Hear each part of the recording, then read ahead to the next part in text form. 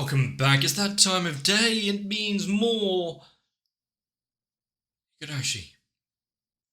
More carnage, more mayhem, more complete confusion as to what is actually going on. Whether or not people actually have siblings, or if there's some time anomaly, restarting past and days, dying over and over again. What exactly is this curse? How does it interact with them all? What the hell is going on? All of these questions may be answered. Just not to me. But Higurashi has been nothing if not interesting so far, so I can't really see a reason as to why I would hesitate to continue. Once again, if there's anything that I've missed, let me know down below. Everyone's been fairly good so far over avoiding any intense spoilers or trying to solve the mystery for me, so that's quite nice. But how long do we have of the happy, fun stage where we just get to enjoy the characters and their interactions before it all goes south? Well, make the most of it while it's here.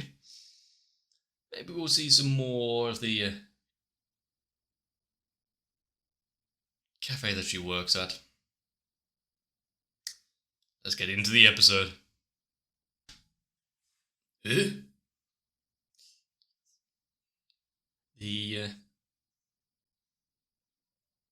fabled sister, the twin who just happens to be working a job that gets a lot of customers and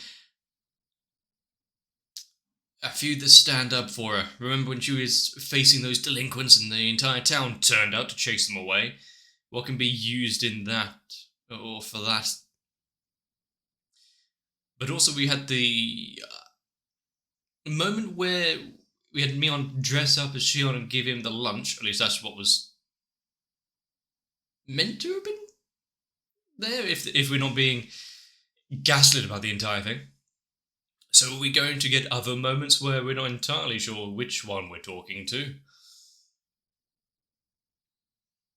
What bits of information are being missed out thanks to the doubling up or halving of conversations?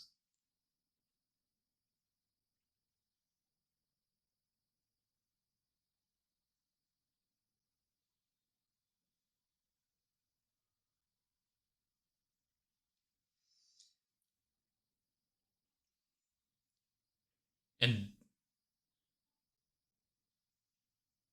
are we going to have different little stories following a different, not narrator, but considering we had the guy for the first one being the catalyst for those deaths, this one is what looks to be Mion and the blue-haired girl. He's working hard to help out with this festival.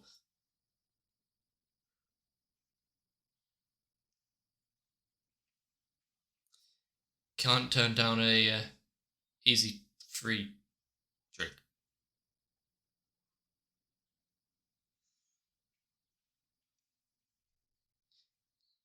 I mean, is he going to have to confirm each and every time they have a conversation? Which one are you again? Well, if one of them has a... that makes it difficult to drink. At least now they're both in the same place at the same time.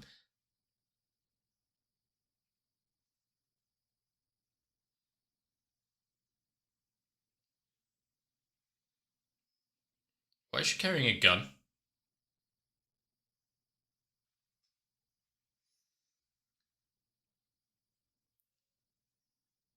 Well, she was just considerate, that's all. It's a very hot day. So, what? He doesn't get one when he couldn't...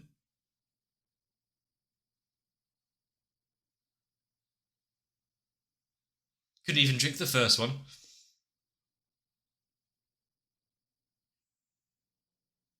Is that a photo you really want kept as a memory?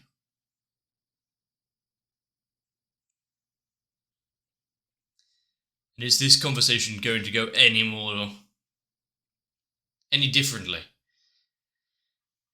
Is little cameraman going to be the one to kick it all off again? The one to meet his end on the Cotton something or other festival?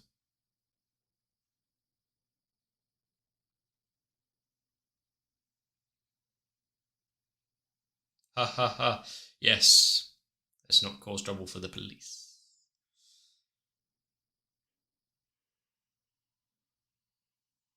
Quickly change the subject. Rather than just saying, yeah, he's a detective or whatever. Excuse me?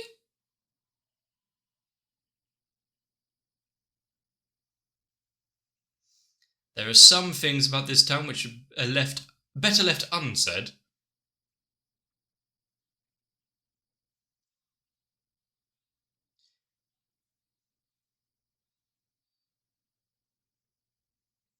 So once again, people withholding information,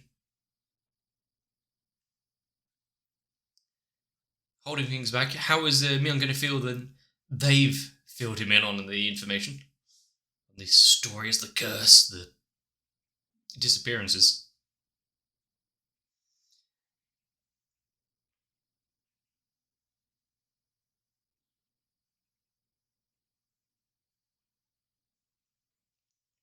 Is this story going to change at all, actually?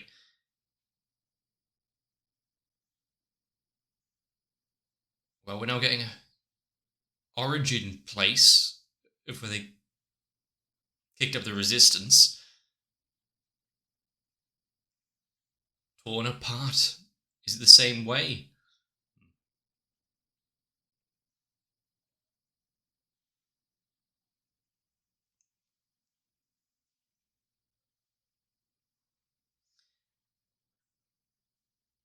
I think so far everything is pretty much in place for.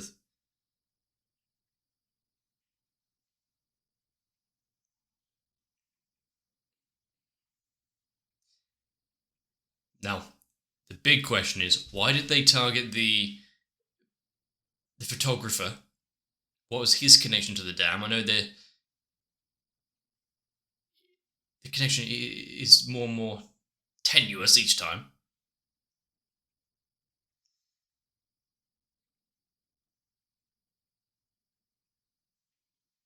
Done by people under what influence? Is the curse itself a real thing, or is it just mass psychosis?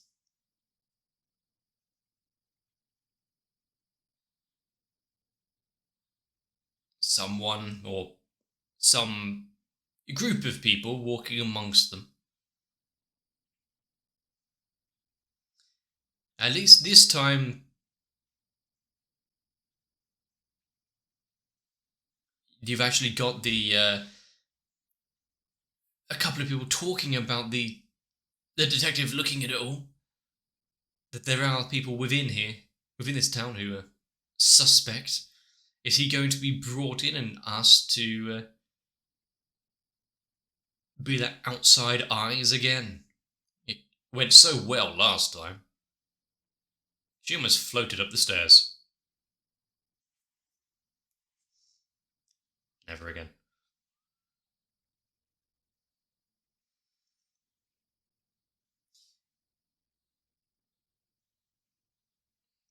And then they can all just enjoy the festival, wait for the con to slowly float down the river, and go home, have a nice night, wake up early in the morning. Did they have the Oni mask last time?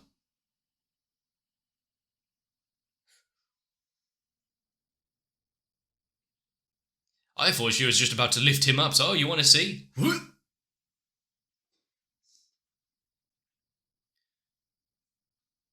It's a adventure.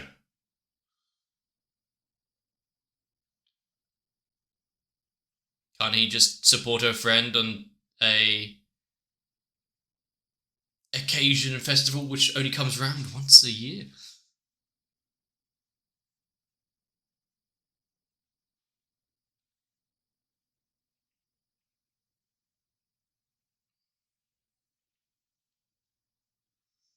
I mean, I'm sure they would have been fine if she hadn't have dragged him into the bushes.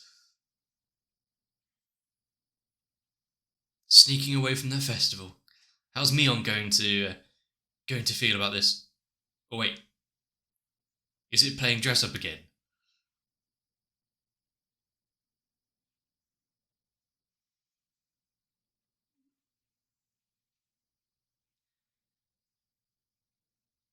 And a small handful are allowed. But what's being kept inside, and why are they trying to break in? A nurse and a photographer.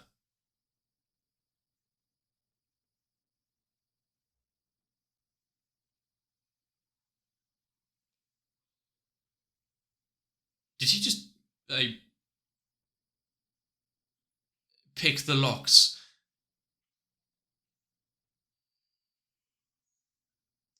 What, is he getting cold feet? What if the curse comes after them?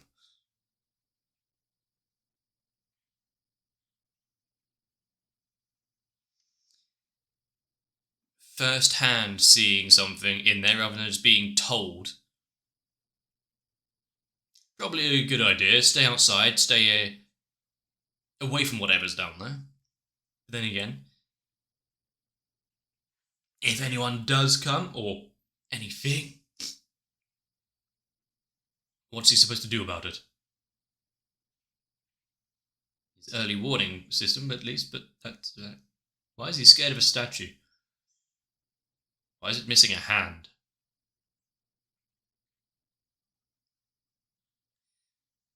Either it's symbolic or by the cracks in the statue. Is he going to have to return the hand and then he'll save the village? Like that one episode of Courage the Cowardly Dog.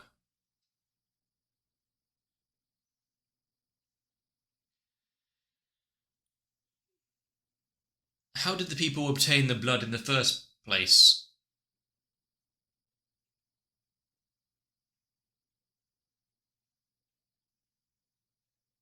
I mean, as a kind of cover for.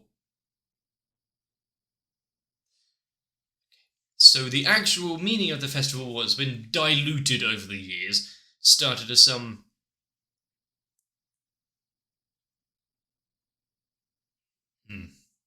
Ritualistic disembowelment.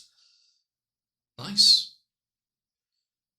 I mean, nothing better to have some cotton candy and takoyaki than human innards.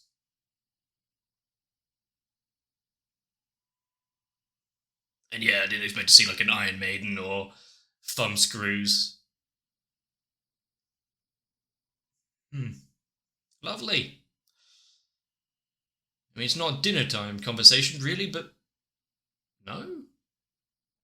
I mean, people have been disemboweled, surviving it loads of times. Sure, it'd be painful. You don't really want to go through it.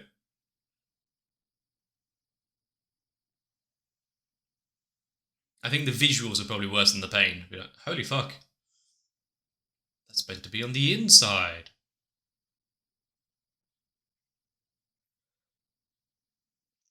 I mean, some of these could just be old farming equipment kept here for storage. Not sure about the Iron Maiden, though.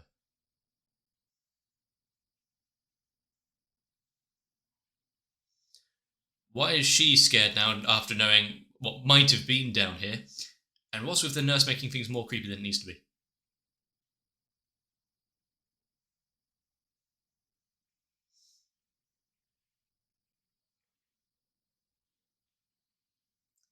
Since people are going missing, there might be some level of truth to it all.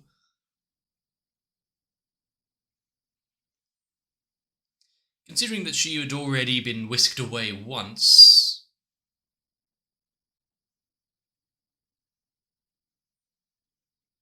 You don't want to be seen to be missing, or do they have somewhere else that they need to be?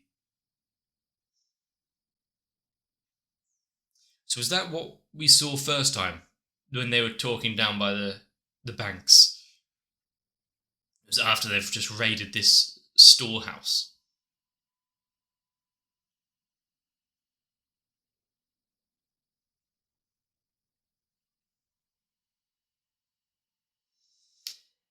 Now, is anyone close to them going to suddenly go missing? Is considering we already know that they dress up as each other, or at least Mian puts on Shion's skeleton and whatnot, he's going to have to be very careful about who and what he talks to and talks about. She's hearing things. Not a good time to be joking around. Unless that's not a joke and she's just trying to not make him worry. I wouldn't go running down these stairs. One trip and...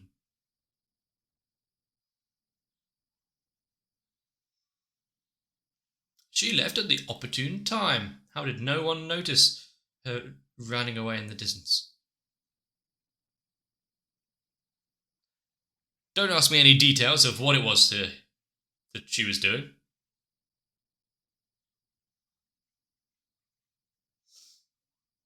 Yeah, puts his foot in it there.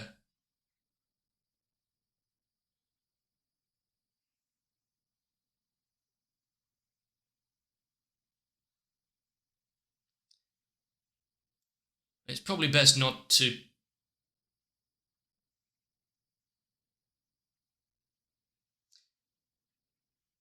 what classifies as seeing?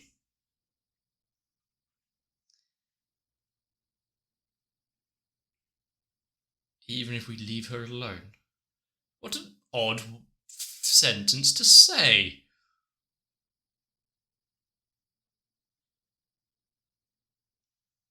It could be, I don't want you talking to her, she's a little dangerous or whatever. Don't want her getting in trouble. No. We just be fine if we leave her alone.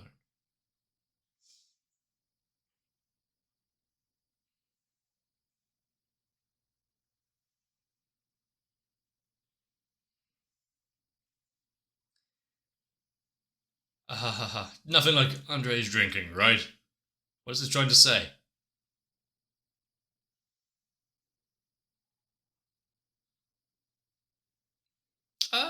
They might have... I might have seen them in passing.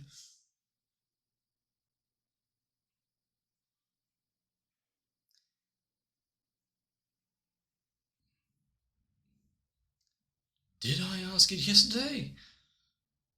Just saying that by itself, don't know who you're talking about or what kind of games they're trying to pull. They're trying to trip him up at any point. Is that Shion just making sure that he's not giving away the secret?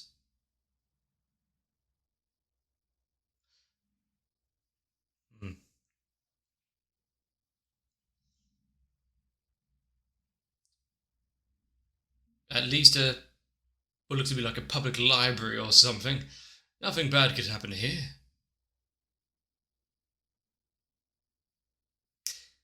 Well, looky at that.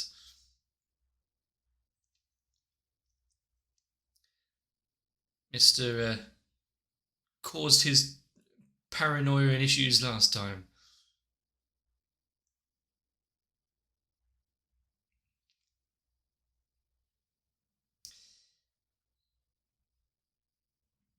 Right now, we're not talking about dating advice or relationships. We need to fix the curse and make sure no one else kicks the bucket.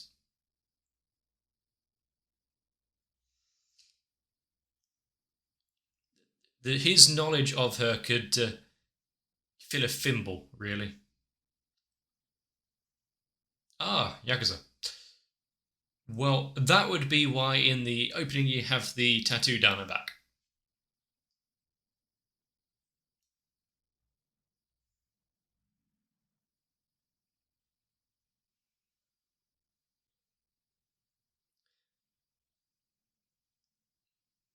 Why?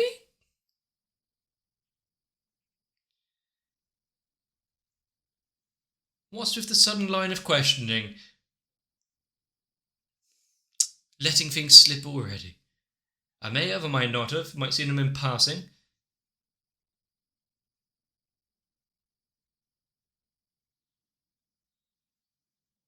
Is there an important phone call he needs to make?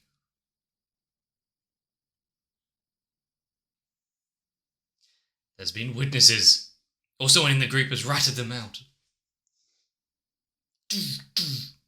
I don't think we needed the cut in with the noise effects, but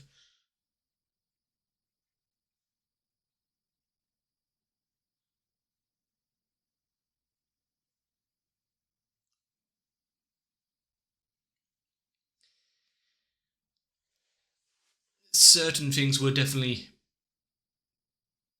left out and he wasn't made aware of them, sure.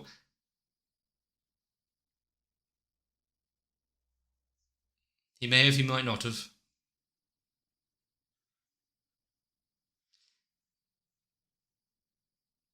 She was otherwise preoccupied. Is that what it was saying? I don't think this is alibis. Is it? Oh, excuse me. There you go. Throat clawing again.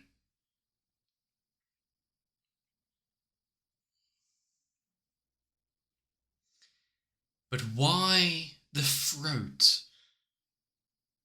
Why is that one the reoccurring? First time she disappeared, now she burned? Is there a reason why it's changed? However, now,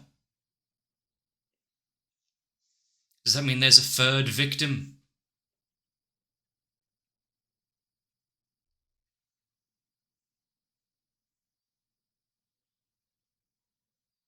Ah. 2 died means 2 sacrificed. Or, disappeared, disembowelment, fed to the demons.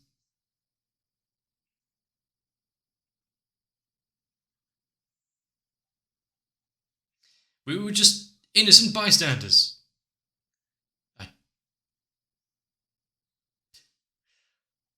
That would save you. I was bored. I was bored shitless while I was in there. It wasn't even a slide.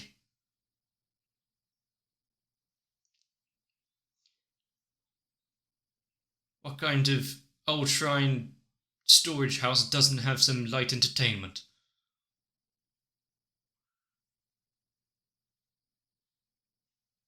Well, nothing like a nice bit of heavy paranoia, threat for one's life. Good thing that her family, though, is, in ties with the Yakuza and whatnot, so she might be relatively safe. And as they're in on it as well. If anyone has the resources to fight back against townsfolk and whatnot, Yakuza might have something. However, for him, there isn't really any solace.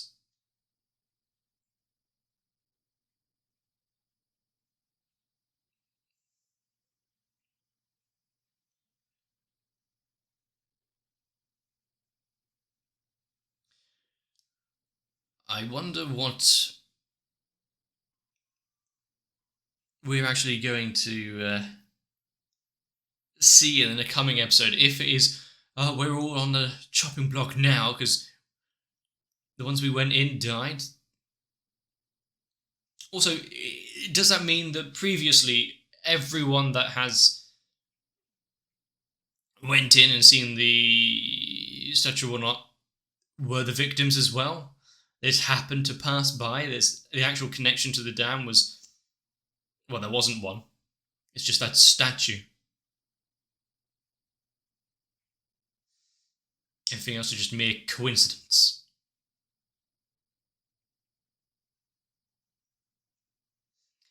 Shadow of darkness, as opposed to the shadow of light.